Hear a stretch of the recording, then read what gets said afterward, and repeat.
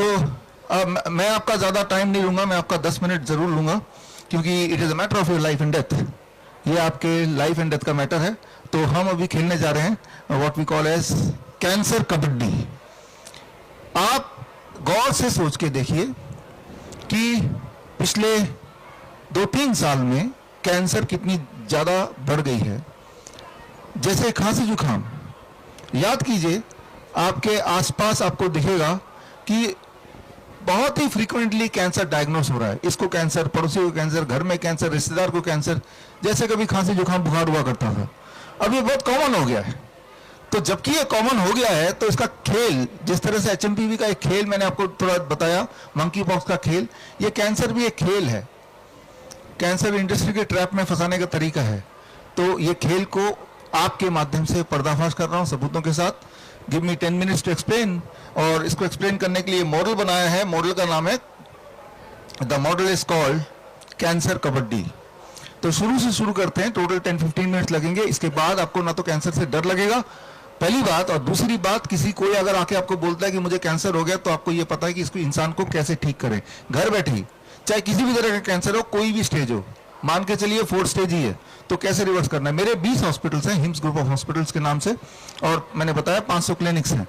तो जो काम मैं अपने हॉस्पिटल में करता हूँ, जो काम हम अपने क्लिनिक में करते हैं, वो काम आप घर पे कर सकते हैं। कैसे कर सकते हैं वो मैं आपको एक्सप्लेन कर रहा हूँ। So here it is cancer kabaddi. इसमें ये पहला रूल आप समझ लीजिए कि हमारे और आपके बॉडी में हर पल नॉर्मल सेल रहते हैं, तभी हम जिंदा हैं, और कैंसर सेल भी हर पल ही रहते हैं। इस वक्त भी आपके बॉडी में कैंसर सेल है, मेरे बॉडी में कैंसर सेल है। कितना, उसकी तादाद अगर आप बोलेंगे तो ये जो थायराइड है, जो लोग 40 साल से ऊपर है including me, 100% of us are having cancer cell here. अगर हम यहाँ से कहीं बायोप्सी करेंगे, 100% में आपको कैंसर सेल मिलेंगे ही मिलेंगे। प्रोस्टेट की बात करें तो 70% में मिलेंगे, ब्रेस्ट की बात करें तो 40% में मिलेंगे। यानी कि हम सबके बॉडी में कैंसर सेल हर पल होता ही है विदाउट फेल। अगर कोई ये बोलता है कि या सोचता है कि मैं कैंसर को कैसे हरा दूं, कैंसर सेल को कैसे हरा दूं, हरा नहीं सकते। उसको हराना नहीं है, वो भी हमारे बॉडी के रेजिडेंट है, बचपन से ही है वो, और आगे तक भी रहेंगे जब तक आप मरेंगे नहीं, राइट। उसको हराने की कोशिश में हम हार जाएंगे, यही मैं समझाना चाह रहा हूं। तो ये है बॉडी के नॉर्मल सेल, राइट, और ये है बॉडी में कैंसर सेल। लेकिन ये जो कैंसर सेल है, कैंसर सेल का होने का मतलब ये नहीं कि कैंसर से हम मरेंगे या वो हमें तकलीफ देगा। वो डोरमेंट स्टेज में है। अधिकतर कैंसर सेल बॉडी के जो है डोरमेंट स्टेज, मतलब कछुए की तरह। फॉर एग्जाम्पल, अगर एक कोने में कछुआ पड़ा है तो वो महीनों एक ही पोजिशन में पड़े रह सकता है, ये उसकी आदत है। तो डोरमेंट स्टेज में cancer cell can be there in the body. लेकिन जब हम कैंसर के कुछ ऐसे सराउंडिंग बॉडी में पेश करते हैं जिससे ये जो डोरमेंट है ये एक्टिव हो जाते हैं। There are 2 kind of cancer cell, one is dormant, one is aggressive cancer cell, active cancer cell. वो एक्टिव कब होते हैं? कौन लोग हैं जो इसको एक्टिव कर देगा? एक्टिव मतलब कि वो कछुआ खरगोश बन गया। यहां अगर एक खरगोश हो तो क्या वो हमें ये कॉन्फ्रेंस करने देगा? नहीं करने देगा। कि वो इधर उछलेगा, उधर उछलेगा, सब कुछ गंदा कर देगा, गिरा देगा, आवाजें निकालेगा। So that is how it is. कि अब यहाँ पे ये कैंसर सेल है बट इन डोरमेंट स्टेज, और ये नॉर्मल सेल है जो बॉडी के, इन दोनों के बीच में कबड्डी चलती रहती है। कबड्डी चलती रहती है मतलब ये इनका एरिया है, ये इनका एरिया है, राइट। अब ये नॉर्मल सेल हमेशा क्या करते हैं? आगे बढ़ते रहते हैं और कैंसर सेल को उनके हद में रखते हैं। कैंसर सेल को उनके हद में रखते हैं और वो उसके लिए ये इसको अपने अपने रीजन में उसको समाते रहते हैं, क्योंकि ये यहाँ से बाहर ना निकले। जहां जहां वो पड़ा है वहीं पे वो रहे। That is what is called cancer kabaddi, जो आप यहाँ पे देख रहे हैं। तो इसीलिए हम लोग, सब लोग कैंसर पेशेंट नहीं है, इवन इफ हम सबके बॉडी में कैंसर सेल्स हैं। लेकिन अब कुछ चीजें ऐसी हैं जिससे ये सारे सेल्स पावरफुल हो जाएंगे और ये जो है ये धक्का मार के दोबारा से अपने टेरिटरी को बढ़ाएंगे, राइट। ये धक्का मार के कैंसर सेल अपने टेरिटरी को बढ़ाएंगे, और बढ़ाएंगे ही नहीं, जो नॉर्मल सेल के टेरिटरी में भी वो आ सकते हैं। तो वो कौन कौन सी चीजें हैं जिससे ये नॉर्मल सेल की टेरिटरी छोटी हो गई और ट्यूमरस ग्रोथ की टेरिटरी बड़ी हो गई? यही है कैंसर, इसी से डेथ होती है। तो यानी कि ये टेरिटरी का खेल है, ये डिवाइडिंग लाइन का खेल है। तो अगर आप कैंसर सेल को शक्ति देना चाहते हैं, कैंसर के सेल को जो कि आपके बॉडी में है, उसका सबसे अच्छा तरीका है शक्ति देने का, गुटखा खा लो, सिगरेट पी लो, और ऐसे सालों तक कर लो, जितना आप गुटखा सिगरेट खाएंगे, जैसे आपको पता है, ये कोई नई बात नहीं बता रहा हूं, तो आप इन कैंसर सेल की शक्ति को बढ़ा रहे हैं, और ये जब शक्ति बढ़ रही तो ये अपना कबड्डी मैच में अपने टेरिटरी को बढ़ा रहे हैं और इनकी टेरिटरी नॉर्मल सेल की घटा रहे हैं। लेकिन इससे भी कई गुना ज्यादा ताकत अगर आप कैंसर सेल को देना चाहते हैं, तो कैंसर सेल को ताकत मिलती है जब आप पेट स्कैन करते हैं। जब आप, मेरी बात अब इंपॉर्टेंट सुनना है, जब आप पेट स्कैन करते हैं तो ये पेट स्कैन के बहाने ये डोरमेंट पड़ा हुआ कैंसर सेल बड़ी शक्ति लगा के ताकतवर बन जाता है, और वो ये टेरिटरी, नॉर्मल सेल के टेरिटरी में पूरी ताकत से घुस जाता है। यानी कि पेट स्कैन कोई डायग्नोस्टिक टूल नहीं है। पेट स्कैन से कैंसर होता है, ना कि कैंसर डायग्नोस होता है। Try to understand the difference, right. ठीक उसी तरह से मेमोग्राम से कैंसर डायग्नोस नहीं होता, mammogram causes cancer. Biopsy causes cancer. Biopsy, mammogram में आपको एक्सप्लेन करता हूं। हमारी एक किताब है यहीं पे, rabbit tortoise model for cancer की, और जो मैं बातें बोल रहा हूँ सबके एविडेंस यहीं पे है, राइट। आप बाद में देख सकते हैं। तो जब तो इतने तादाद में कैंसर के पेशेंट क्यों बढ़ गए? डॉक्टर बोलेगा हमें डाउट हो रहा है कि क्या पता कैंसर हो, मेमोग्राम करा लो। हमें डाउट हो रहा है क्या पता कि कैंसर है, पेट स्कैन करा लो। हमें डाउट हो रहा है क्या पता कैंसर है, बायोप्सी करा लो। ये उनके डायलॉग है। आजकल डॉक्टर को डाउट बहुत होने लगता है। कोई पेशेंट पहुंचे तो सही, उसे डाउट ही होने लगता है, और आपको भी डाउट हो जाता है कि कैंसर ना हो। शारीरिक कोई समस्या नहीं है, रूटीन चेकअप है, या छोटा मोटा कोई पेन होगा, या छोटा या बड़ा पेन भी होगा, लेकिन वो कैंसर में तब गड़बड़ होता है जब आप बायोप्सी, पेट स्कैन, मेमोग्राम कराते हैं। जो मैंने अभी बोला उसके एविडेंस इस किताब में आप देख ही सकते हैं। और जिनको ये किताब मान लो नहीं खरीदनी एक बार को, तो विश्वरूप.com/कैंसर एविडेंसेस में जाके आप देख सकते हैं। तो खैर, तो जब आप कैंसर सेल को बल देते हैं, बल देने का बेहतरीन तरीका, फास्टेस्ट तरीका, आप में से कोई लोग चाहता है कि मुझे कैंसर हो जाए, तो बस आप डॉक्टर पर जाइए, बोलिए कि मुझे मेरा बायोप्सी करना है बस, या मेमोग्राम करना है, या पेट स्कैन कराना है। जब पेट स्कैन कराते हैं तो एक्चुअली आप रेडियोएक्टिव मटेरियल बॉडी में डालते हैं। आप में से जब 8th क्लास में पढ़ा कि रेडियोएक्टिव मटेरियल क्या होता है, it causes cancer, you know already, कोई नई बात नहीं बता रहा हूं, right. So how to give strength to these cancer cells? पहला तो गुटखा है, रिफाइंड फूड है, सिगरेट है, ये सभी को पता है already, I am not talking about this. But जो नहीं पता वो ये कि ज्यादा स्ट्रेंथ मिलती है जब बायोप्सी, पेट स्कैन, मेमोग्राम कराते हैं तब। लेकिन अगर आप अपने कैंसर सेल को और शक्तिशाली बनाना चाहते हैं कि मैं कैंसर से ही मरना चाहता हूं, अगर आपने तय कर लिया ये, तो आपको अपने बॉडी को ट्रू मायने में कैंसरस बनाने के लिए कीमोथेरेपी, रेडिएशन करना पड़ेगा। आपको लग रहा है कि सुनने में कोई दिक्कत आ रही है, शायद माइक ठीक नहीं है, ये कीमोथेरेपी, रेडिएशन तो कैंसर को ठीक करने के लिए होता है, यही तो हमने सुना है ना? सबूत है क्या आपके पास ठीक होता है? क्या जिसने बोला आपको, डॉक्टर ने, क्या उसने सबूत भी दिया? उसने बोला कैंसर है, कीमोथेरेपी करा लो, that is equivalent to cancer है, सिगरेट पी लो ठीक होने के लिए। तो कैसा सुनने में लग रहा है?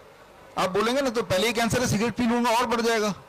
सिगरेट से जितने चांसेस है कैंसर होने के, उससे हजारों गुना ज्यादा कैंसर स्प्रेड होने के चांसेस होते कीमोथेरेपी से। अगर आपको यकीन नहीं है तो मेरी किताब यहीं पे है, यहीं आप थोड़ी देर बाद ब्राउज थ्रू करके इसमें देख लीजिएगा, इसमें एविडेंस दिए हुए हैं, राइट। आज के दिन आप सब यहाँ पे हैं, हमने आज अनाउंस किया था कि हम कैंसर कबड्डी खेलेंगे, और मैं आपको बताऊंगा कि भाई पहले तो मैं ये बताऊंगा कि कैंसर कैसे पैदा करें, फिर अगले 5 मिनट बताऊंगा अगर कैंसर पैदा हो ही गया है, अगर आपने कीमोथेरेपी करा ही लिया, रेडिएशन करा ही लिया, ट्यूमरस ग्रोथ हो ही गया है, कमजोरी आई गई है, दर्द आई गई है, तो ठीक कैसे करें, that will also come in next 5 minutes. तो chemotherapy, radiation and surgery causes cancer, I will explain in 1 second, देना जरा। अब देखिए ये पेड़ है, और मान लीजिए ये जो पत्ते हैं ये कैंसर सेल्स हैं, तो डॉक्टर क्या बोलेगा, सर्जरी करा लो। ये पत्ते जो है ट्यूमर है, डॉक्टर क्या बोलेगा, ट्यूमर को हटा दो, काट दो इसको। तो अब मैं ये ट्यूमर इनकी पत्तों को काट दूंगा तो दिखने में लगेगा अरे ट्यूमर गायब हो गया।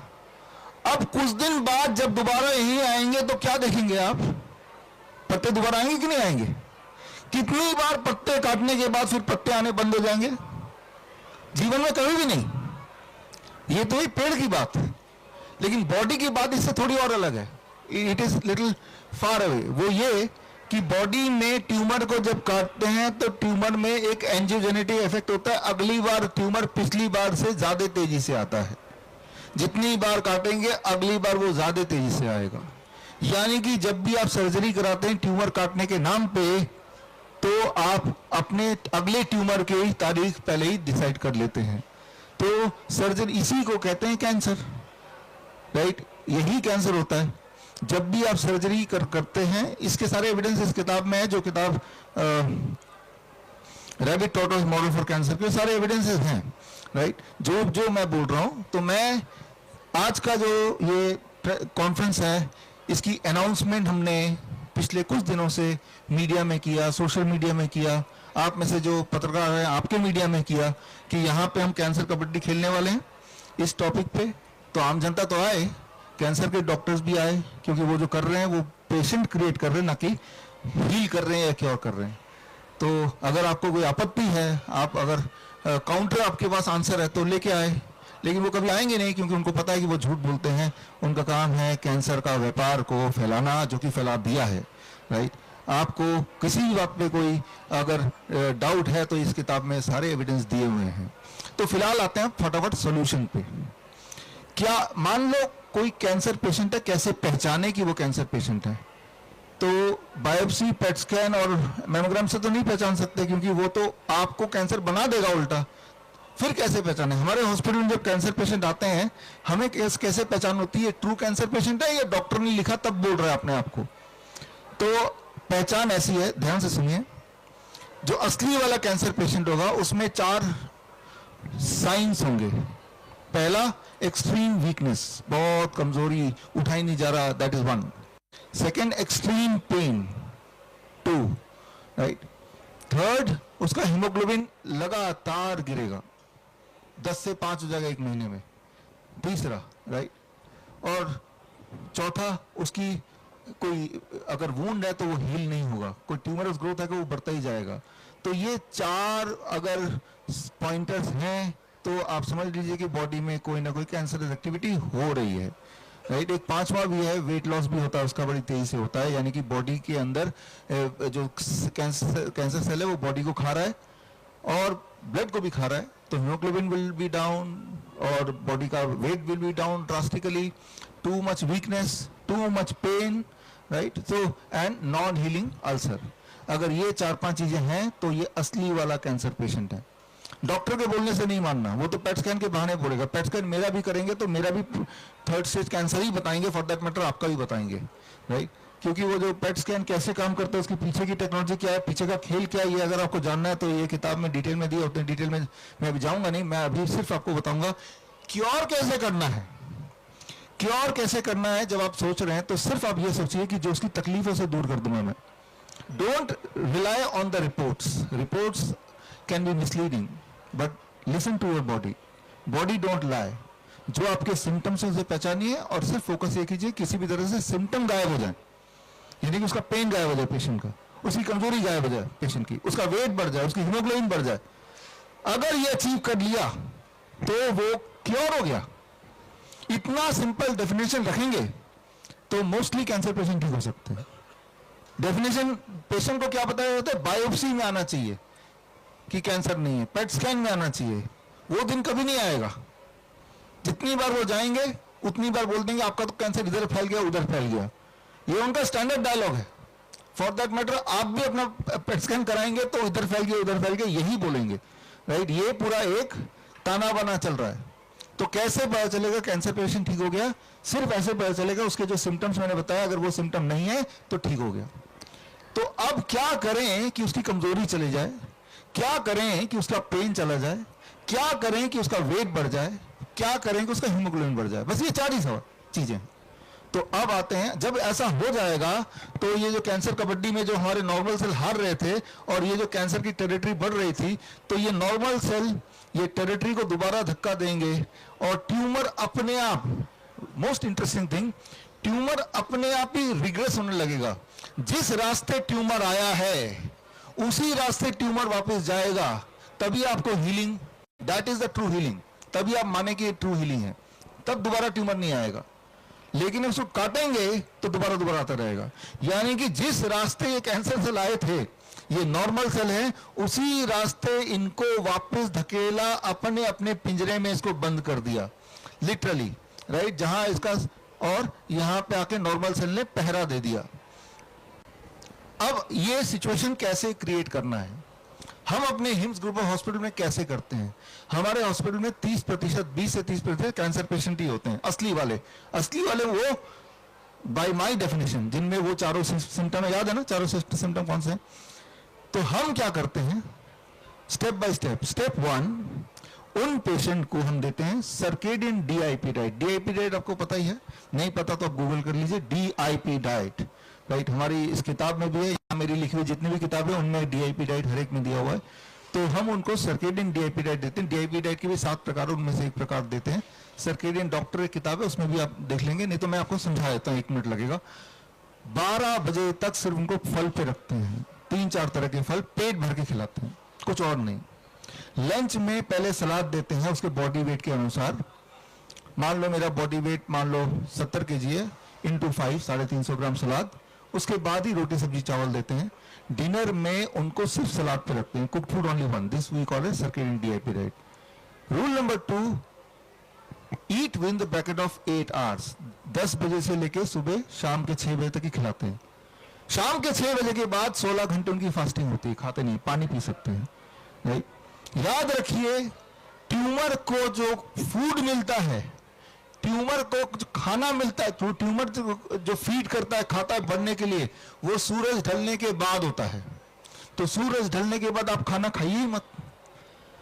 अब जब खाना नहीं खाएंगे तो एक और प्रोसेस बॉडी में शुरू होता है, दैट इज कॉल्ड ऑटोफेजी, कि बॉडी को खाना चाहिए, तो जहां जहां ट्यूमर है बॉडी उस ट्यूमर को तोड़ेगी, ब्रेक करेगी, और वहीं से खाने की सप्लाई, पूरे न्यूट्रिशन की सप्लाई पूरे बॉडी में करेगी, दैट इज कॉल्ड ऑटोफेजी।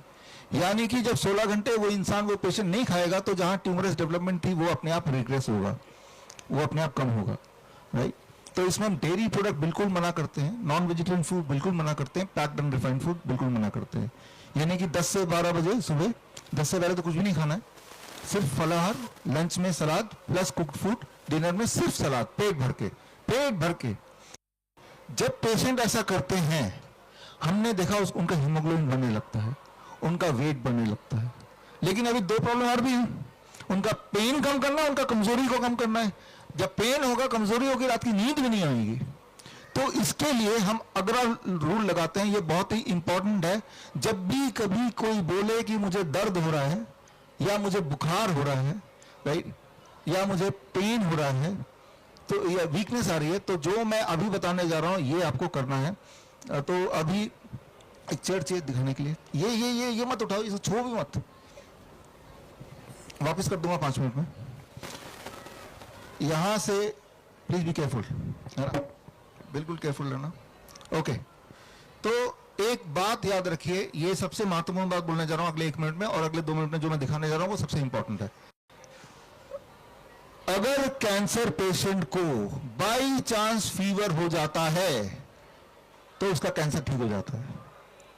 इसीलिए 1950 से पहले कैंसर पेशेंट को उठा के मलेरिया के पेशेंट के साथ रख देते थे, इस उम्मीद से कि इसको मलेरिया हो जाएगा, इसको फीवर हो जाएगा, तो इसका कैंसर तो ठीक होगा, मलेरिया से तो ठीक हो ही जाएगा बाद में, लेकिन पहले कैंसर ठीक करना है।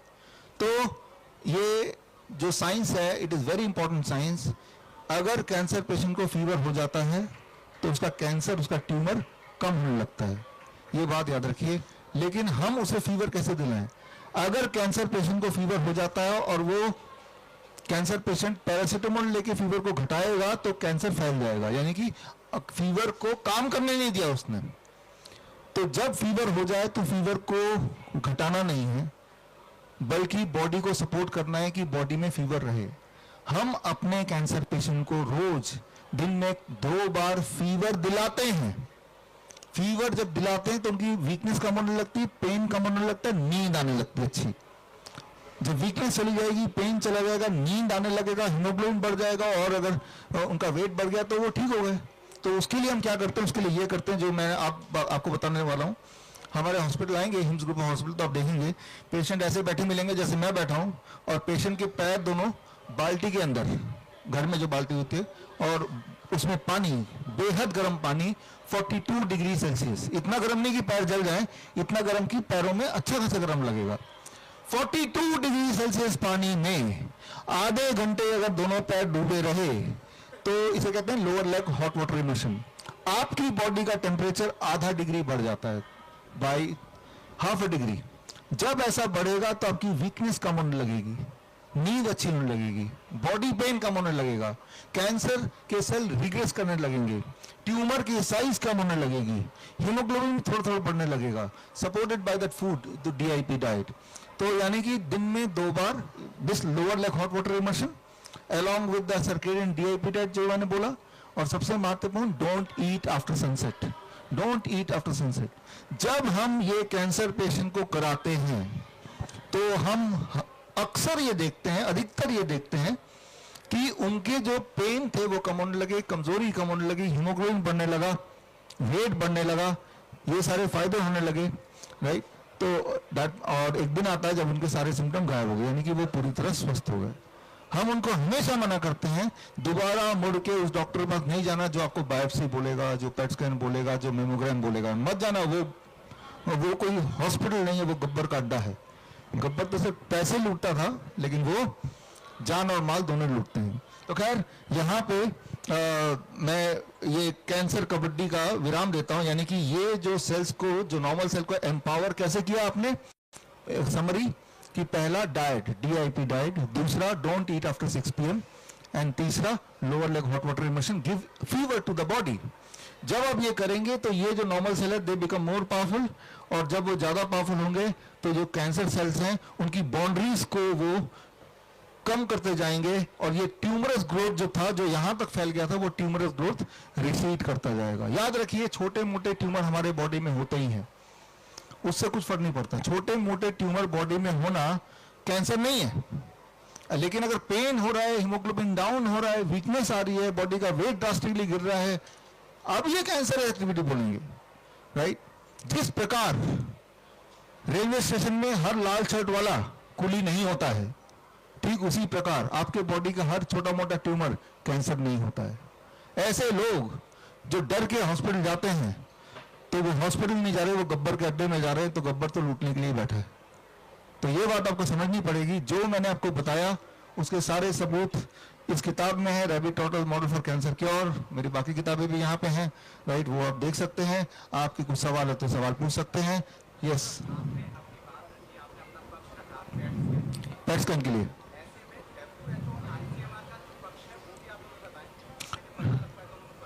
देखिए WHO, ICMR, हमारी जो हेल्थ मिनिस्ट्री, वो तो ये बोलेगी कि हर 6 महीने में सभी को पेट स्कैन कराना चाहिए। इवन हेल्दी इंसान को भी 40 साल से ऊपर महिलाओं को हर साल एक बार मेमोग्राम कराना चाहिए।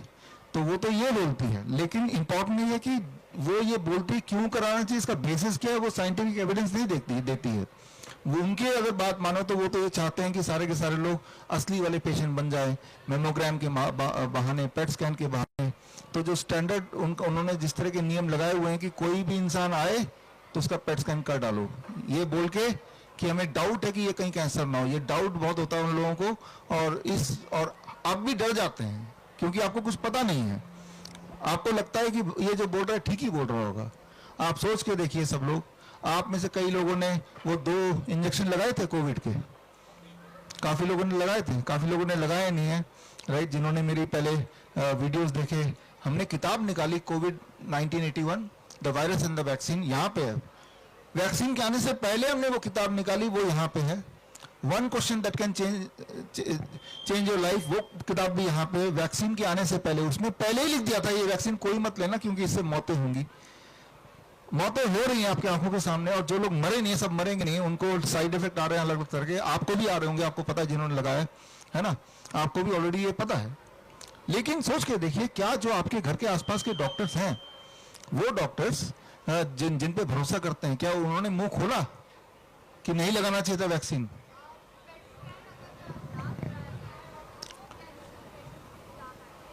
नहीं, पेट स्कैन नहीं करेगा तो वो पेट स्कैन तो कोई डायग्नोसिस नहीं है ना, क्यों कराना चाहते हैं?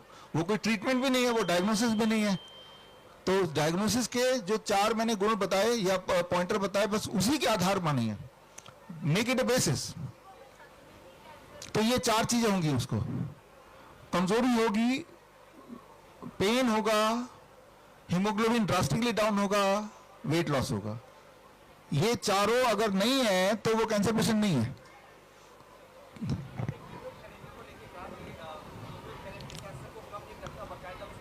कीमोथेरेपी कैंसर को कम नहीं करता, कैंसर को बढ़ाता है। मैं इस इलाके से आता हूँ। मैं पिछले 1 साल से देख रहा हूँ एक व्यक्ति को, वो रोज दिल्ली सरकार की एम्बुलेंस आती है, 2 बजे उसको लेके जाती है। हाँ और वो हमेशा कीमोथेरेपी करवा के आ रहे हैं। हाँ तो शुरू में मैंने देखा कि उनका हेल्थ ठीक था, ठीक था, और धीरे धीरे मैं देख रहा हूँ, कल मैंने उनको देखा कि पहले तो वो चल पा रहे थे, लेकिन अब वो चल भी नहीं पा रहे। नहीं चल पा रहे। मेरा सवाल ये बनता है कि सरकार इस पर ध्यान क्यों नहीं दे रही, कीमोथेरेपी को बंद क्यों नहीं करवा रही? सर आपका क्वेश्चन एक बार रिपीट कर दूं कि हाँ, आपका क्वेश्चन रिपीट कर दूं पहले। ये आप सबने देखा होगा कीमोथेरेपी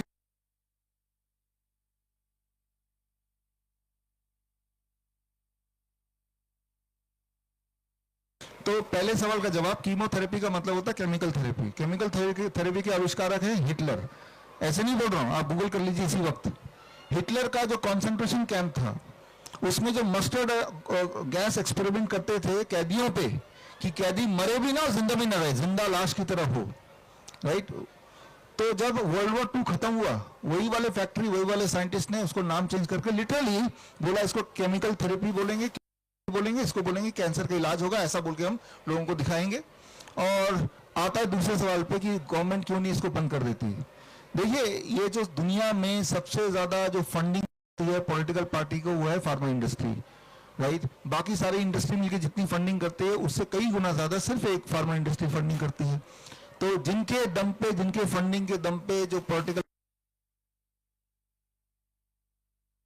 इंपॉर्टेंट है कि हम सीधा पब्लिक तक पहुंचे, आप तक पहुंचे, इस तरह की डिबेट हो, राइट। पहली बात तो देखिए, इतने सारे कैमरे, कई सारे कैमरे लाइव भी है इस वक्त, राइट। जरा सोच के देखिए, क्या हो सकता है कि मैं झूठ भी बोल रहा हूं और कोई आके मुझे ऑब्जेक्शन भी नहीं कर रहा, राइट। कोई डॉक्टर, कोई हेल्थ अथॉरिटी, कोई मिनिस्ट्री, नहीं हो सकता ना, वो चुपचाप क्यों है, और कोई आज से तो बोल नहीं रही।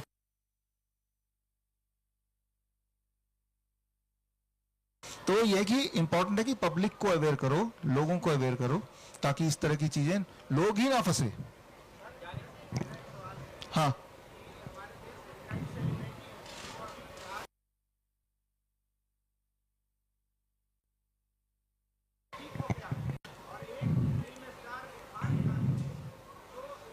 चले गए थे।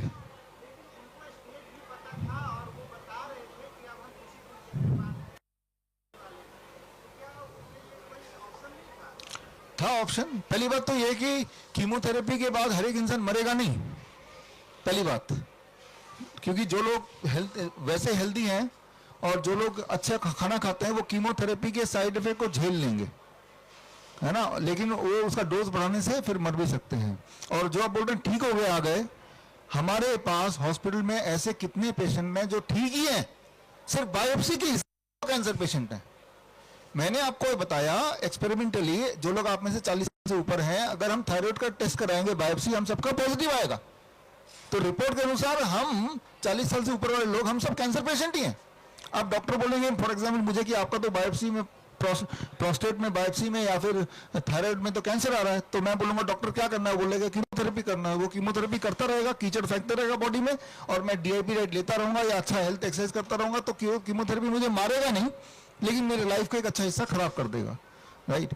तो कीमोथेरेपी की वजह से ठीक होकर नहीं आया, और ये भी हो सकता है पहले ही ठीक था। मिस डायग्नोसिस, ओवर डायग्नोसिस, ये ओवर डायग्नोसिस का पार्ट हो सकता है। ये मैंने इस बुक में कवर किया है, ये बुक पढ़ेंगे तो आपको पता चल जाएगा।